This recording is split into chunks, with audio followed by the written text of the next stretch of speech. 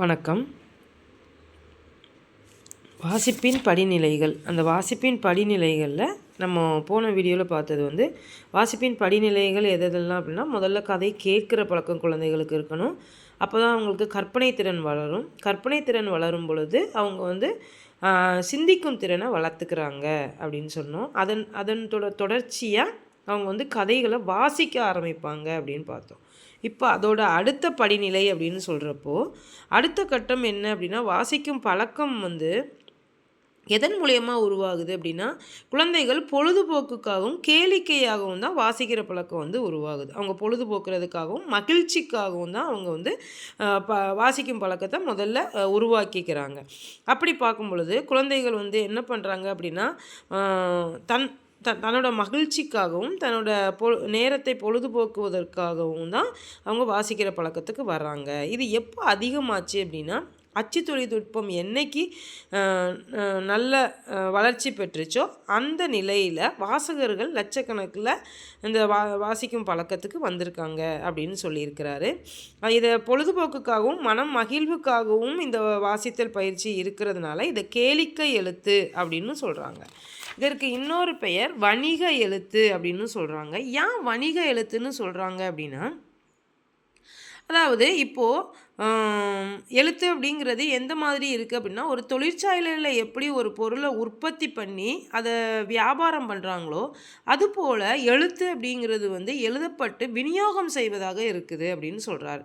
அதனால தான் இந்த எழுத்துக்களை வணிக எழுத்து அப்படின்னு அவர் சொல்கிறார். அதாவது வாசகர்களால் படிக்கப்படுகிற ஒரு வணிக நோக்கோடு செயல்படுகிறது அப்படின்னு சொல்கிறாரு. வணிக இப்போ இருக்கக்கூடிய எழுத்தாளர்கள் வணிக நோக்கத்தோடு எழுதுகிறாங்க அப்படின்னு சொல்கிறார். அதாவது கருத்துக்களை சொல்கிறத விட அவங்க அதில் அந்த அந்த எழுத்தின் மூலமாக மக்களுக்கு அதாவது வாசகர்களுக்கு மகிழ்ச்சி தரணும், மகிழ்விக்கணும் அவங்கள அப்படிங்கிற நோக்கம்தான் அதில் அதிகமாக இருக்குது அப்படின்னு சொல்கிறாரு. அதனால் இதை ஒரு நுகர்பொருளின் உற்பத்தியாளன் அப்படின்னு சொல்கிறாரு. அதாவது இந்த எழுத்துக்கள் நுகர்பொருளின் உற்பத்தியாளன் அப்படிங்கிறார். இந்த வணிக எழுத்து, அதாவது எழுதக்கூடிய இந்த எழுத்துக்கள் எல்லாமே நுகர்வோர்கள் பயன்படுத்துவதற்காக செய்யக்கூடிய உற்பத்தி அப்படின்னு சொல்கிறார். இந்த வணிக எழுத்து 4 வகையாக பிரிக்கிறாங்க. ஒன்று சாகச கதைகள், அடுத்தது குற்றக்கதைகள், அடுத்தது மெல்லுணர்ச்சி கதைகள், அடுத்தது லட்சிய கதை எழுத்து அப்படின்னு சொல்லி 4ஆக பிரிக்கிறாங்க. அதாவது ஒரு வாசகர்கள் எதை எப்பப்போ படிப்பாங்க. இப்போ சாகச கதைகள் அப்படிங்கிறப்போ ஒரு சாகசம் புரிகிற மாதிரியான கதைகள். இப்போ ஒரு தேசத்துலேருந்து இன்னொரு தேசத்துக்கு போகிறது, அந்த மாதிரியான சாகசம் புரிதல் அப்படிங்கிறது தான் இங்கே சொல்லப்படுது. குற்றக்கதைகள் அப்படிங்கிறது இது ஒரு அடுத்த நிலைன்னு சொல்லலாம். அதாவது துப்பறிகிறது.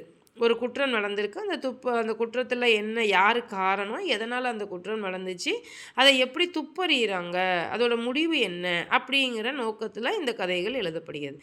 அடுத்தது மெல்லுணர்ச்சி கதைகள் அப்படின்னா வேறு ஒன்றும் இல்லை, வாசகர்களோட உணர்வுகளை தூண்டிவிடும் வகையில் இந்த கதைகள் இருக்கும். இப்போது எடுத்துக்காட்டு, இப்போ ஒருவர் தன்னோட அம்மாவை முதியோர் இல்லத்தில் கொண்டு போய் விடுறாரு அப்படிங்கிறப்போ அந்த மாதிரி கதைகளை படிக்கும் பொழுது நம்ம அதை வாசிக்கக்கூடிய வாசகர்களோட இரக்க உணர்வை, அந்த மென்மையான உணர்வை தூண்டும் விதத்தில் இருக்கக்கூடிய கதைகள். அதுக்கு அடுத்தது லட்சியவாத எழுத்து அப்படிங்கிறப்போ உணர்ச்சியை விட லட்சியம், அதாவது சமூகத்தை பற்றின எண்ணம் அதிகமாக வரும் பொழுது இந்த மாதிரி எழுத்துக்கள் வாசகர்களால் படிக்கப்படுது. அது ஒரு 20 வயது வரும் பொழுது இந்த லட்சியவாத எழுத்து, அதாவது லட்சியவாத கதைகள், அது தொடர்பான கருத்துக்கள் அதிகமாக வாசகர்களால் வாசிக்கப்படுது அப்படின்னு சொல்கிறாங்க. அடுத்து வர வீடியோவில் ஒவ்வொரு கதையோட நுட்பங்களை பார்க்கலாம். நன்றி.